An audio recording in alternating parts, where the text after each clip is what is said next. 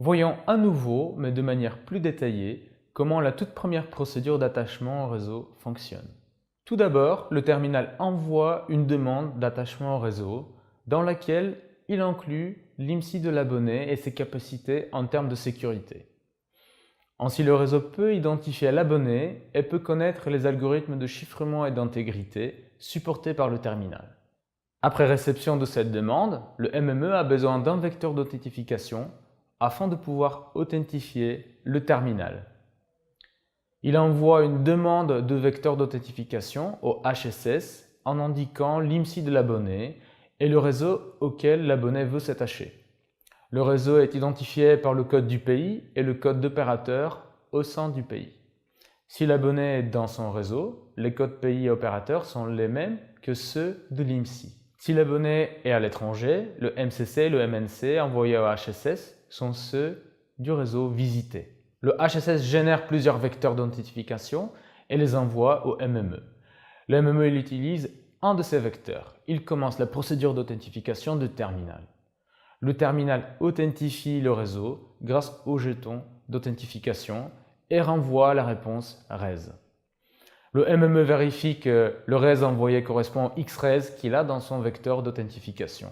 Une fois l'authentification finalisée, le réseau et le terminal mobile vont échanger quelques messages pour activer le chiffrement et l'intégrité correctement.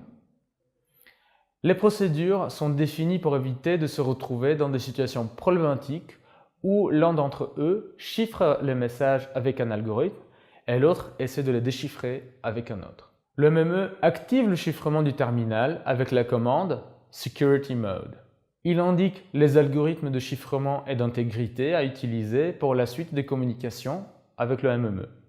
Cette commande n'est pas chiffrée, mais elle est signée avec la clé d'intégrité du MME et donc le terminal peut vérifier qu'elle n'a pas été émise par un attaquant potentiel. Suite à cette commande, le terminal active le chiffrement et l'intégrité des données avec les algorithmes indiqués. Il répond au MME pour indiquer le succès de cette opération et cette fois-ci, la réponse est chiffrée et signée. Le MME alloue les ressources nécessaires entre le P-Gateway et le S-Gateway pour qu'il puisse relayer les données de l'utilisateur. Nous verrons ces aspects en semaine 4.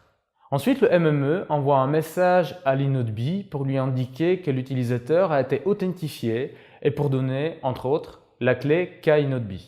L'inode B active le chiffrement du canal radio de la même manière que le MME avait activé le chiffrement entre lui et le terminal. Le inode B envoie la commande Security Mode avec les algorithmes de chiffrement et d'intégrité à utiliser sur le canal radio qui peuvent être différents des algorithmes choisis par le MME. Encore une fois, ce premier message est signé mais il n'est pas chiffré. La confirmation de la commande est quant à elle chiffrée et signée. Finalement, le MME envoie les paramètres de connectivité au terminal mobile en toute sécurité. Ces paramètres contiennent, entre autres, son adresse IP et son GUTI. Comment est attribuée l'adresse IP du terminal mobile elle-même? Après la réponse du terminal qui active le chiffrement entre lui et le MME, ce dernier se charge de retrouver par où vont passer les données d'utilisateur. Quel sera son S-Gateway et son P-Gateway? Le MME interroge le HSS de l'abonné qui retourne les paramètres de connectivité pour cet abonné. Ces paramètres peuvent varier et par exemple peuvent indiquer une adresse IP statiquement allouée par l'opérateur. Dans la plupart des cas, il s'agit d'une simple confirmation par rapport au P-Gateway demandé par le terminal mobile et le type de paquet que le terminal demandé a utilisé. Le MME se base sur deux paramètres fournis par le terminal mobile et ou le HSS lors des échanges précédents. Il s'agit du APN, Access Point Name, qui indique quel P-Gateway il faut utiliser, et du PDN type, Packet Data Network Type, qui indique le type de paquet à utiliser. Typiquement, l'APN indique le nom DNS du P-Gateway et le PDN type indique la connectivité demandée, IPv4, IPv6 ou les deux. À la base de ces paramètres, le MME identifie quel S-Gateway sera attribué au terminal mobile et lui envoie un message. Le S-Gateway de son côté contacte le P-Gateway identifié. C'est le P-Gateway qui réserve des ressources pour les communications du terminal mobile et répond avec les paramètres de communication à fournir au terminal, comme par exemple son adresse IP et son serveur DNS. La réponse est propagée du S-Gateway, qui lui aussi alloue des ressources pour le terminal, vers le MME, qui envoie ces informations vers le terminal mobile à travers de l'inode B. À partir de ce moment, le terminal mobile peut communiquer avec le reste du monde. Maintenant, si on visualise l'enchaînement de messages entre les différentes entités, on obtient le schéma suivant. Le terminal mobile envoie une demande d'attachement au réseau au MME. Le MME contacte le HSS pour établir le profil de communication utilisé pour cet abonné. Le MME obtient ainsi le S-Gateway à utiliser.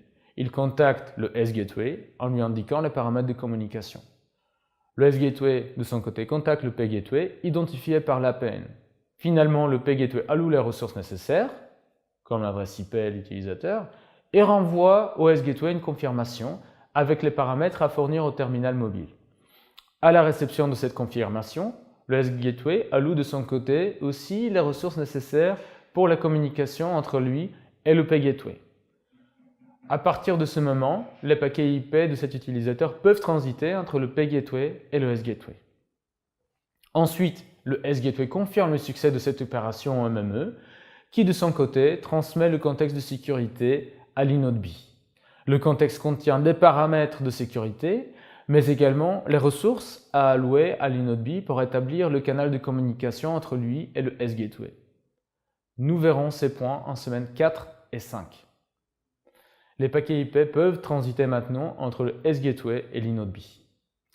Finalement, le MME envoie au terminal les paramètres de connexion, tels que son adresse IP, qui vont permettre à l'utilisateur d'effectuer ses communications.